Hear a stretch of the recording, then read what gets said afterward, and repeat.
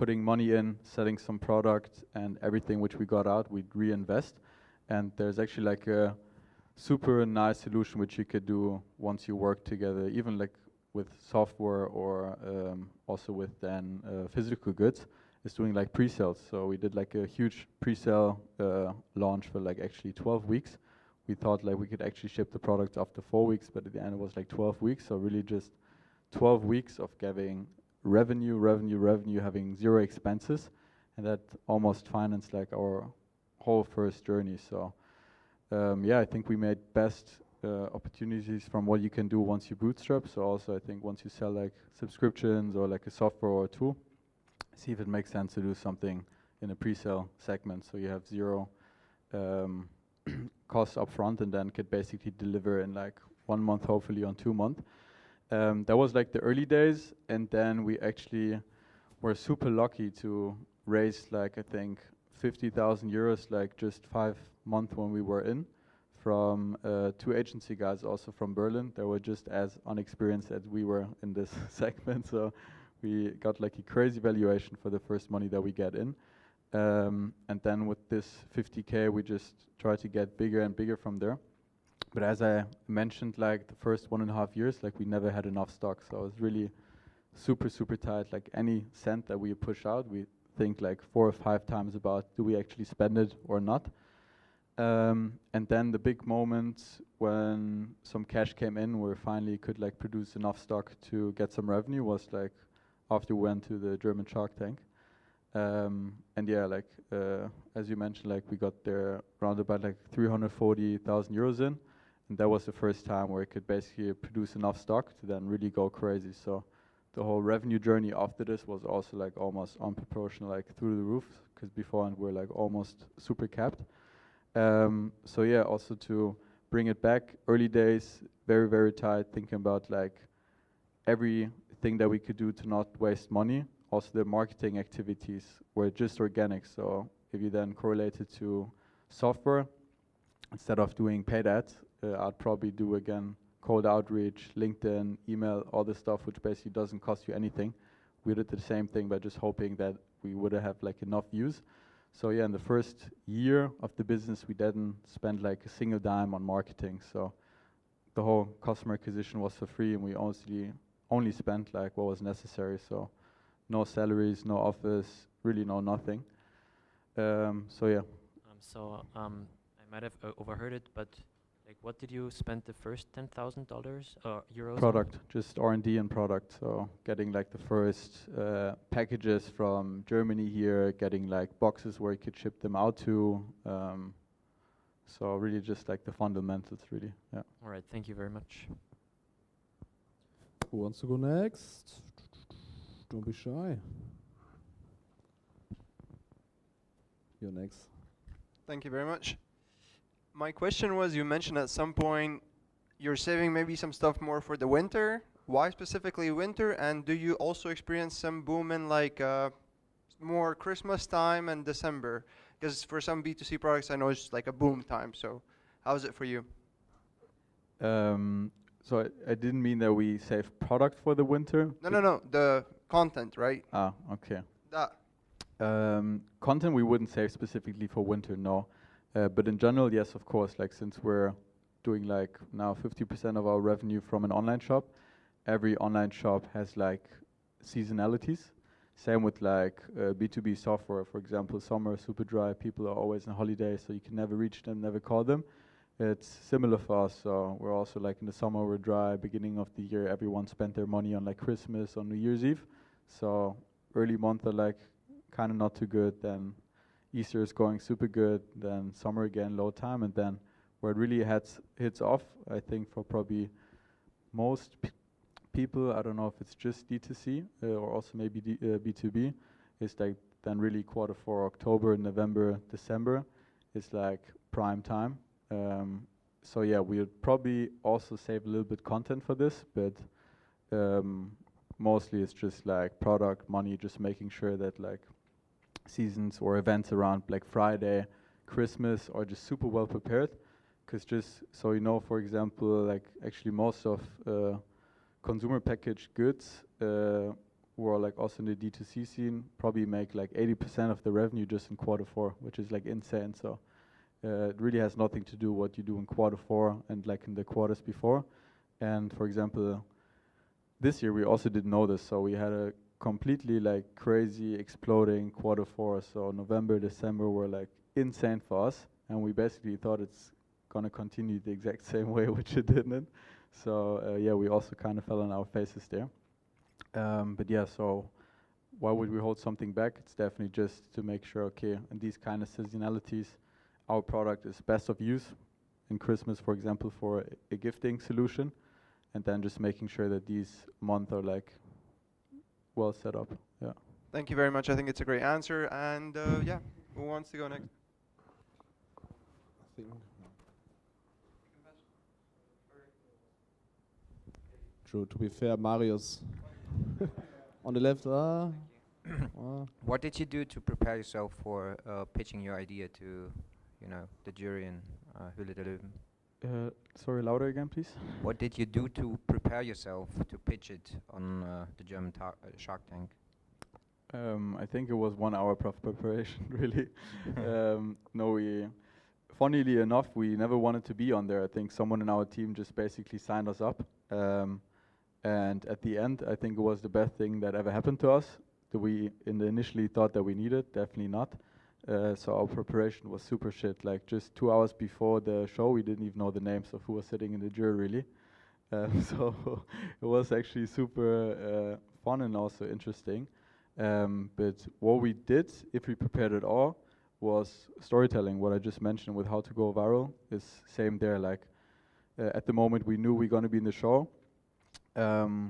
Initially, we didn't actually want to get money from the investors. We only wanted to have like a super good time and a nice product placement and make something different. Because normally, like on these kind of shows, everyone just sells the product to the investors, but we wanted to sell our product to the viewership in the TV. So we basically really just were telling us before, and okay, like every 2 minutes, guys, you have to put in a toothpick, make sure everyone sees it, place it nice in the camera, speak about the flavor, ask them about the flavor. And if you now rewatch the show, you're basically gonna see like we're just reaching them out toothpicks, trying them all the time. So that's how we prepared. We just thought about, okay, what do we want to achieve, and then somehow try to again place the product nicely.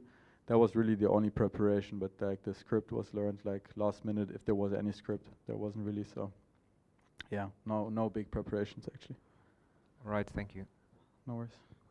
Marius to the left or to your right? All right. So, working actually, no, right? It is working, but you have to speak okay, loud. fair enough. So, Joel, you now got bigger marmalade glasses. Everything is working great. You got the best designed toothpick packs ever. But in the beginning, as you mentioned, not everything was as great. Do you think there's a sweet spot between just like pushing further, getting viral, growing? Like, maybe though the toothpaste is not ideal, or maybe you can't ship because you're already sold out.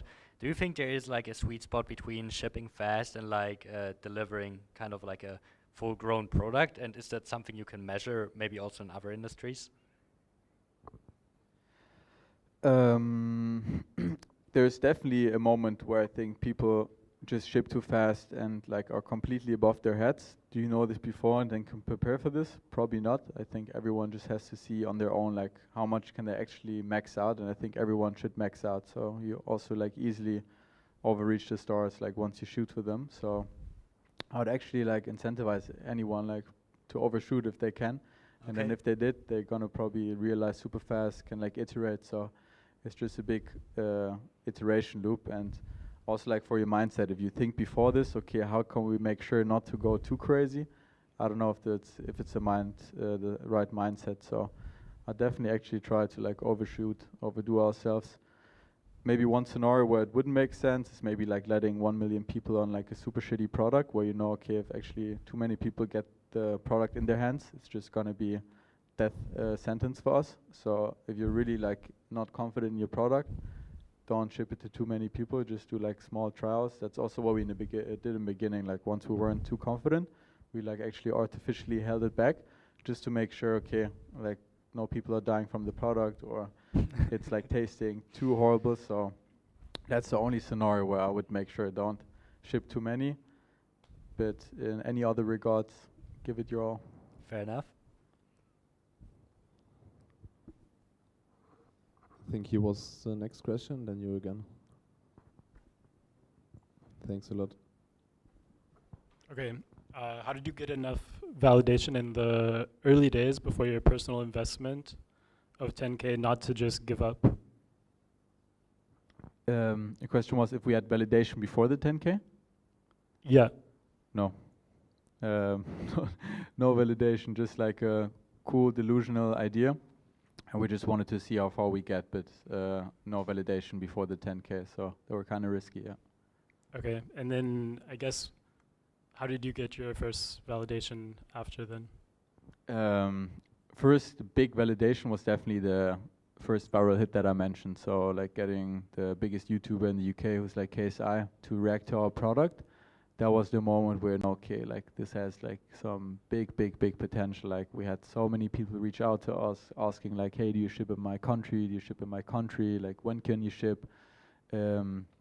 And having like a crazy reaction from this influencer, and like I think just our video, like 3 million people saw. The YouTuber did like a video which also got like another 2 million views. So that was like some big validation from the YouTuber, from the comments, from engagement, just from everywhere, only not investors. But yeah, I think that was the first validation moment. Thank you. A quick follow-up question to that. Did the funnel look like a pre-sale, or was it already like a real sale, like the first viral hit? First viral hit was a real sale for like 10 minutes. Then it went into a pre-sale because there was no more product. And then, yeah, it really just went up and down from, okay, we're in stock, we're not in stock anymore. I was like miserable in the beginning. So yeah, it's just making sure that we see fast enough that we're out of stock so we could activate the button pre-sale. And sometimes actually we didn't, and then people bought in like normal sales stage and would only get the product like 8 weeks after this, and they were so pissed. So yeah. So like I have a question about like the connection to those freelance like influencers.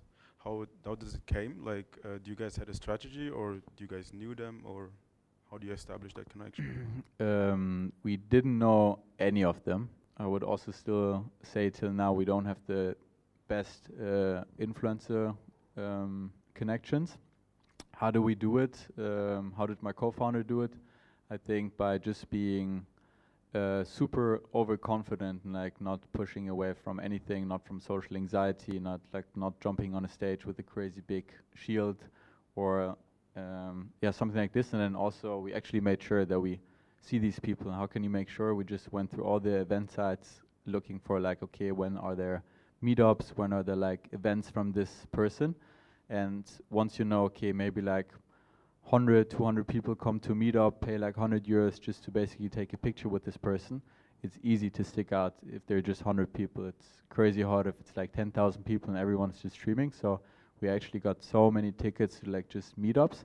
And again, if you think about it, it's like pretty easy, I would say, in a sense, to get someone to take a picture with you and then just ask them, with someone already having the video on, like, hey, could you actually try this product? Yeah. So I would say that's actually how we did it. So not being too scared about it, no social anxiety, and then just placing ourselves in good positions. Yeah. Thanks. I have two ideas for short videos. I will describe it, and could you please tell what could go viral, what not, and why, for example. So idea number one. Someone licking toothpick from a top to the bottom, like in a weird way, and then like asking, like, wanna try? It's flavored. And other person saying, like, can I have a new one? And here's like with ending or without ending. This is the first idea. Second idea, it's Christmas related. Like someone is entering the room screaming like, where is the Christmas tree? Where is it? It was here. Where is it? And another person is like sitting in like near a lot of cases of toothpicks and saying like, don't know, but you could try. Like what could be viral, what is not, and I think none of them, to be honest. The first one probably just gross people out, and the second one I didn't really get, to be honest. But I think what you were just missing was you probably thought like too visual, and that's probably a problem that many people have. Like before this, they already like think about visuals and where should we stay, from which angle, how should they lick it. But then again, I would really say it's more about the storytelling. So, for example, with your first scenario, you just basically had one incident where someone would lick a toothpick, give it to another, and then he would say, I want a new one. So that's definitely like not a story that I would stick to. But if then something else crazy happens, like a storyline, and someone steals it, and this and that happens, and at the end it's like a golden toothpick or something, then maybe someone would stick by. But as of right now, what you explained more sounds like yeah, I don't know, like a gross video. So maybe it would work if the person is like super attractive or just looks, I don't know, weird. Then maybe it would, because the hook is good. So hook you definitely nailed. I think people would probably stop by for the first 2 seconds. Then afterwards you probably lose them. And the second one I didn't really get. Sorry. okay, thank you. No worries. All right, there are a few questions in the back first.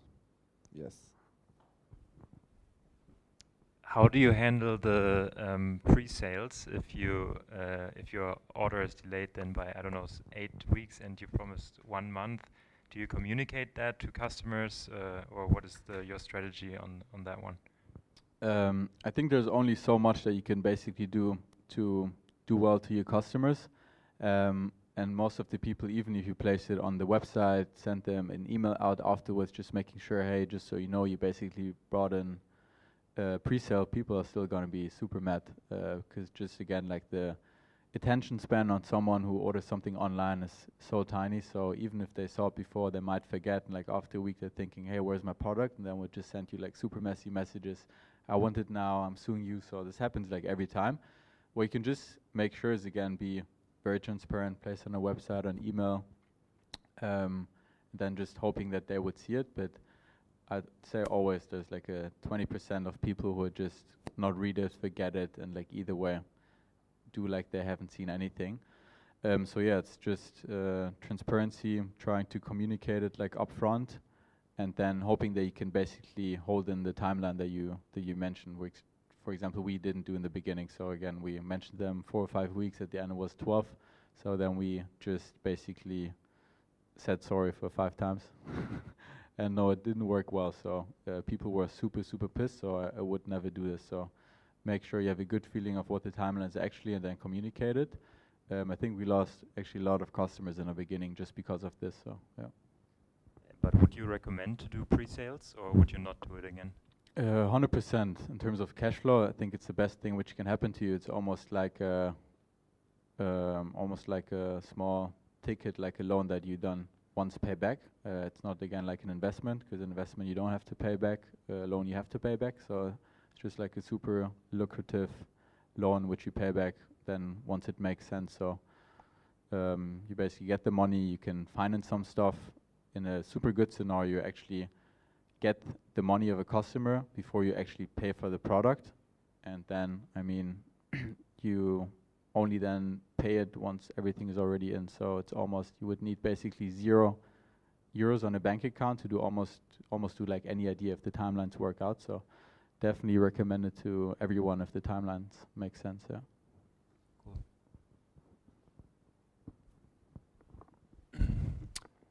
I'm thinking, how do you build a visual story around the digital product? Because most of us here, I think, are making digital products. How you make a digital story about it? How do you make a video story? So you said it's about the storytelling.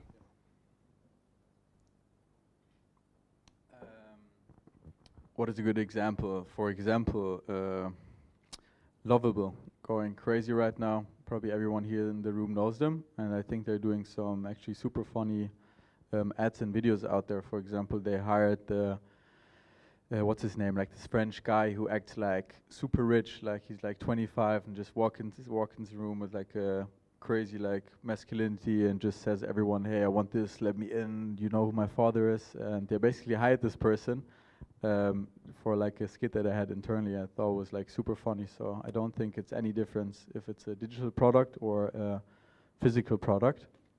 What I also see in like what loads of like code students also do in code startups is basically still showing the product by then having themselves in the camera and behind them like a screen like this where you basically see the product. So I don't really think there's a difference between physical and digital products. You can try out both, you can show both results in a video, so don't think there's any limitation there.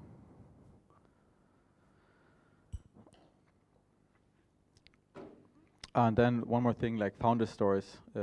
Also seen like an ad of a company, who was it, like another AI startup, and I think like founder stories, even if they're super emotional and maybe not too much actually about the product, I think they still work super good. And if it's a nice product to solve, like either way, definitely get your face in front of the camera and do some storytelling, like how you got there, which product are you solving, who are you helping. So I would never shy back from a camera, yeah. So would you say that it's 100% important to have like a representative, like so basically someone who's in front of a camera and kind of like represents the whole brand? No, it's not mandatory, definitely not 100%, but I think it helps you a lot because again, it's always easier to connect to a face. I think everyone knows this. So once you actually have someone who portrays your story, it's again just way easier for the viewer to connect to whatever you're doing. But of course, if things don't go too well, then you're also connected to the space. So it's always like, I would say, like a tiny risk connected to it. But in terms of like starting, in terms of like keeping up like a specific a brand feeling, it's always easier to have a face, because I think it's quite hard to put someone in an emotional connection with just a logo, you know? So it's always easier if your face is there, I think, yeah. And one question also further, so would you say like regarding now to your guys' product, it's more when it comes to social media, like TikTok is highly the right place for you guys, like, or did you also do promo on LinkedIn or kind of like on Instagram or something? On LinkedIn, never. Might be a good idea, but I think for every stage there is the right channel. So I think it really changes throughout the roadmap of your startup, of your company. So in the beginning, I would always do something with which is like cheap. So for us, it was organic videos on TikTok. I think for someone who does SaaS, it's definitely LinkedIn. Posting on LinkedIn could also be TikTok. Could also just be again mass reach out on email via like founder-led sales. So in the beginning, always something which is very cheap, straight start. So you're not making a blockbuster for TV and take like 5 months to basically create it. But then along the line, you see it switch it drastically. So once you have like the first 10, 20 sales, 50 sales, and whatever you're doing is like not easy to scale. For example, sending out emails, I think it's kind of capped. Even if you do use like automations tool, I think there's just like a natural limitation to it. Then you need something else to basically get from 100 to 1 million. So that's also for us when we realized, okay, organic content only gets us here, and then we switch like the whole strategy to like paid advertisement on like Meta, and now I think we're spending more than like 250K each month just on like Meta ad spend. So really changes throughout the story, I would say. Yeah. All right, thanks. Next question was there.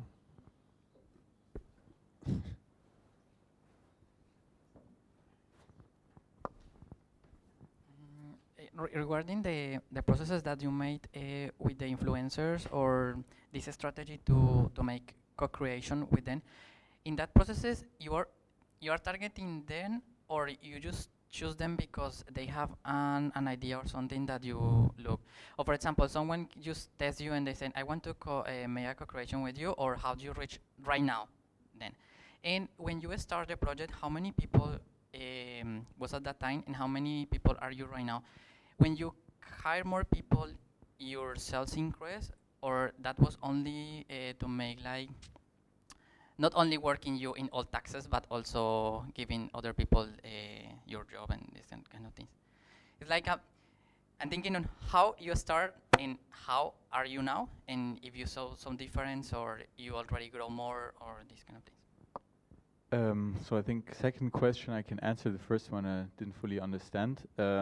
So for example, we are like 4 founders, which is like loads. Like you don't see this often, but like once you're 4 founders, I think it's not quite easy. But then like it could be a scenario where the founders can almost do anything, and that's for example the scenario with us. So it's super complementary.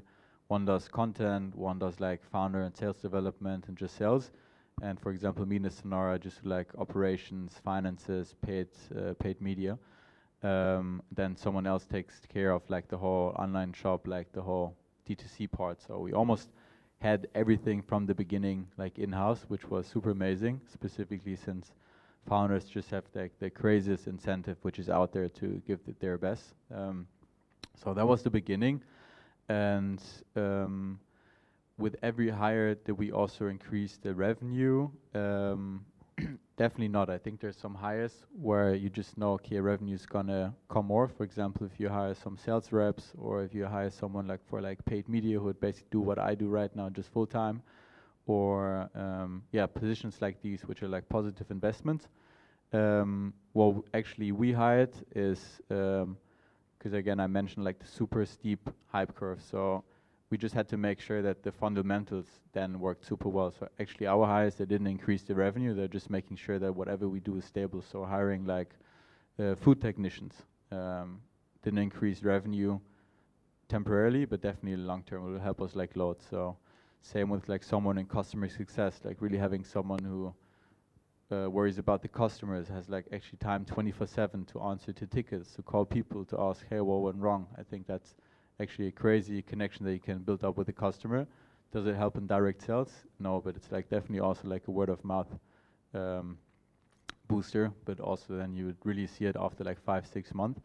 So no, right now our sales, they never really were a direct connection to increasement of revenue, but that's for example the next step which we want to do. So right now tackling like retail, just launching like in retail stores in like 1,002 months, we just see the impact is crazy. So for example, we're just right now looking for someone in the US who does like retail activation, retail sales for us. So that's a position I think where you can directly measure, okay, one person gets you X amount more of sales.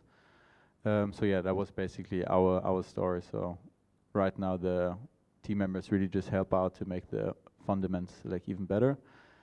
And your question, sorry, you have to repeat again. Yeah, the strategy that you are using with the influencers or these people that is working with you, like you are co-creating with them, they give you like the proposals or you send to them? Okay, I got it. So I think we do a super unique strategy actually with influencers. Normally what you see is big brands paying loads of money to influencers and not knowing what happens at the end. So it happens many times that just like influencers like 500K on IG, or like maybe even just like 200,000 subscribers on YouTube, they like easily get like 12K just for a story, and like one inauthentic story placement doesn't get you nowhere. So maybe it's a couple of people who see your logo, your product, but I can definitely tell you like this won't convert into sales. So we actually never did this. So as I mentioned, most of the things that we did were super organic. Same with the influencers. So once there was a time where people knew us, it was like actually easier to reach out to them. And we never asked a single influencer to post something on their account. So we knew what we were good in, like creating content for our account. So we basically just met up with these people, like did some DMs with them, like really tried to connect, like being super authentic. Just asked them like, hey, could we actually hand deliver our package to you? And like every influencer there, super, or just like someone of like higher net worth or like easier, harder to reach, I think they're super happy. Like once you basically offer them, hey, I'm gonna fly out, bring you this in person, or maybe even with the software, like you can ask them, hey, I'd actually love to give you an in-person demo. Can we meet up? I think only a few people would actually decline this offer. And what we just did was then fly out, have like a nice connection, and then ask super like suddenly, hey, would you mind if we record a quick video for our accounts? So it's like a nice meetup, win-win for everyone, and we got out some banger videos at the end, and we didn't pay a single dime. So I think that's like a big strategy, and to this point actually we didn't pay a single influencer, I think more than 1,000 euros, which is like almost nothing in the influencer space. So yeah, that's actually how we do it. So having like strong connections, really telling them, okay, you can also get something out of this. For example, hey, we hand deliver it to you, or hey, we actually get 2.2 million views on like every TikTok. Do you want some more awareness? Like we can place you nicely. So just making sure they also get something from this, and you're not just buying like their time and their attention. So yeah, that's how we cope with influencers. Just the last one. How many people are right now in your team? In our team? Yes, right now. With like production team together, like 12, 13. Okay, thank you. Cool. I think we have time for 1, 2 last questions. Yes? Hi, because this is consumable product, I was wondering, do you have the number of like how much of your sale is from like new customer and how much of it is from like recurring customer? Also, was it like a strategic choice at the beginning to like develop like a consumable product? I would answer your second question first. Was it always the idea to develop a consumable product from the beginning? Yes, definitely. I mean, we came in with the intention to do flavored toothpicks because, again, we basically knew toothpicks. It's a product everyone knows it out there, but there's not like a single brand that you can tell. So we really made it our mission to basically make toothpicks the next big thing again because, again, everyone knows it. You have a head start, no brand to it. So just hugely easy like to disrupt and place it nice in some good niches. So yeah, we came in with the thought of doing flavored toothpicks, which is a consumer product. So that was that. And first question again was? Like, do you have like a rough number of how much of your sale is from? Yeah. Like So yeah, retention rate with like consumer product is like a very, very big KPI. So whenever we did fundraising, number one question is always like, hey, what's your retention rate? Because people just want to know how sticky is your product. Probably same with like SaaS, with like having just usage, like monthly average users and stuff like that. So very important KPI. We didn't focus on it like for the first 2 years almost. So just really had it out of our mind. Because really thought, hey, it's a complete new product. There's no market for it because no one's gonna search flavored toothpicks. We basically create this demand. So we also knew there's no established habit out there. So it's really hard to compare your retention rate to any other retention rate. Like we couldn't compare it to chewing gum, not to drinks, not to anything else. So sorry, that's why we didn't focus too much on it. Once we did, because just investors pointed out like, hey, look at this, doesn't look too good, because the retention rate in the beginning, I think we started at 3%, which is very, very low. That came from the pre-sales where people just waited 12 months, super unhappy. So no one, of course, came back. To then getting it to 6, 8, 50, and now it's I think above 20, which is like a good industry number. So yeah, we can actually measure it. Now it's a big factor in whatever we do. So just making sure, okay, the product is basically sticky, people come back, because once you try to scale, like CACs, like the customer acquisition costs, they're very, very important. So biggest thing how you can basically get your customer acquisitions down is just making sure that the customers come back, because then you don't have to purchase all these new customers, because new customer acquisition is very, very expensive. Like specifically for B2B, again, that's what I did beforehand. Like depending on how big your ticket is that you get at the end, you easily spend like 5K on one customer. So just imagine like this customer being locked in for 1 more month or 2 more months.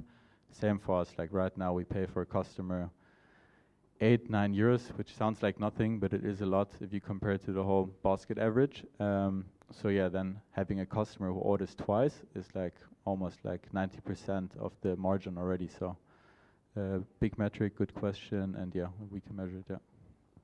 I think the last question was here. Maybe how's the time wise for you? Maybe him also. Nice.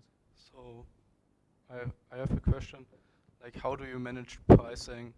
Like, especially in the beginning. Like, I saw you get 60 toothpicks now for 12 euros or something on your website.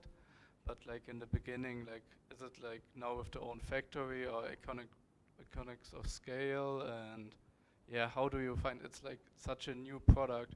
How do we manage pricing? Like, how much the people were willing to pay for such a new product? Yeah, pricing, I think for every company, I think pricing is like so important.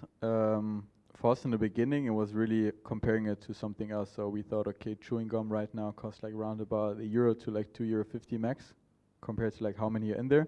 And then on the other scope, you'd have cigarettes where you pay like 6, 8, 7 euros, something like this. So we just then thought, okay, let's place it in the middle, because we somehow see it as like a smoking alternative. We also see it as a chewing gum alternative. We didn't want to be as cheap as chewing gum, so we basically started with like €5 for 40 toothpicks. Tried that out. Feedback was from day one, hey, it's not worth the money. So the price tag was actually too high. So we just learned from the feedback. Then we basically decreased the package size from 40 to 20.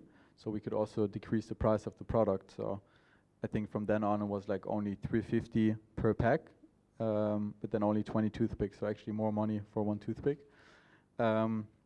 And we still have an issue with value perception. So I think value perception is really at its core whenever you sell a product. So really make sure that you place the offer. I think it's an offer at the end of the day, that you place it so people really see the value. So whether it's you compare it to something else, for example, I just compared it to you to like chewing gum or cigarettes, or whether you compare it to its own, for example, with subscriptions of like SaaS. Like I see it a lot that you do like price comparisons to other platforms, or like giving them different bundles. For example, I don't know, if you get it for 3 months, you're only paying 100 a month, but if you get it for 6 months, you get it for 50 a month. So you just see, okay, the value perception, if I lock in for 6 months, just way cheaper. So just giving them a good feeling for value. And with physical goods, it's always easy to do this with packaging, nice design, going the extra mile, having cards in there, and again, placing the product well. And for, I think, software, you can do the same. So value perception, like still right now, it's a super big issue. Specifically if people go to the core and think, hey, it's a toothpick, and I pay like way more than I should for a single toothpick. I mean, it's not a normal toothpick, so it's always then easy to do storytelling, but yeah, it's definitely hard. So you looked into also subscription models for it, or? We actually tried out, yeah. We still have it online. Toothpick subscription. Actually, some people got it. Why did we do it? Because again, retention rate was not too good. So we thought, let's just try it out. If people log in, even if they just stick for 2-3 months, it would help the unit economics of our business like insanely. So we tried it out. It actually worked way better than we thought. So I think to this point, still right now, we have like 800 active subscribers, which like isn't a lot, but if you think about that, these people already got like more than 6 deliveries of toothpicks to the doorstep, it's kind of crazy. And we're still actually working on it. So we just had like a big project with like make your own bundle, and then people could choose which flavor they want and make everything like personalized. But yeah, we actually tried out. And so like one question, how are you guys doing it with concurrence? Like concurrence, yeah. Competitor? Yeah, competitor, yeah, genau. Yeah, basically competitor, like because I saw last time like on Instagram, like Massive also has now a toothpick and so, or don't like mention him. yeah, like like I don't know, are you guys working together, or is it just like you just made from nowhere also the same basically? No, he actually works with a different toothpick company. And yeah, competition I think is a tricky part, because in some cases competition motivates you, I think, super good. Then it's also like a super big distraction. So to be super honest, in the beginning, we just knew, okay, like all the companies who do flavored toothpicks, and I think there are probably like 5, 6, 7 in the world right now. Actually 2 in the DACH region, like 3 in the US, and then maybe somewhere else as well. And yeah, in the beginning, we just realized, okay, like the way we do the marketing, the way we focus on entertainment, and the way we place the product is just so different from what they do. So let's actually not compare ourselves. And then I think also our numbers were just in a matter of like half year way crazier than theirs, at least like awareness-wise. And then when something happens, like, hey, a big German rapper actually does a collab with a different toothpick company, we're actually super mad, because they just launched a product in like Rewe, Edeka, so we're like, okay, shit, like maybe they're doing something right, and we should also focus more on something like this. So yeah, it's like always distraction, but then also like a motivation. So actually that gave us like lots of motivations. I think since then I just went crazily through our like Instagram DMs, just seeing what kind of rappers reached out to us. And for example, next week, I don't know if you know them, like Benno and Zahide. It's like one of like the most prominent like German newcomer like artists. like coming to our office next week. So I made sure that we also get a good collab soon. Good luck though. Appreciate it. Cool. And maybe as a closing question, first of all, thanks a lot for sharing everything you said. Tomorrow is pitch day. Our teams will pitch. Is there any kind of piece of advice you would give to teams for like the first 3 seconds, kind of like building a catchy hook for their presentations? I don't think you need a catchy hook in a pitch like this, because you know probably either way you get the attention for like 2 minutes. But what I'll probably again say, which is like super easy, like just connect with the audience, like really feel what you're gonna say. So please don't learn the script, like really try convincing yourself of whatever you're gonna say, because I think if you're personally like convinced of whatever you're pitching tomorrow, I think you're gonna have like a super easy time. So really spend most of the time like convincing yourself. Is there like any sentence in the pitch that you personally don't feel? Look it up again, look like for another word, look like for another explanation, and just try to like unsolve your own pitch. So it just comes from the heart, and then I think pretty easy. Yeah. Cool. Thanks for the awesome questions, and thank you very much, Joel, for your time. Thank you so much for listening, guys.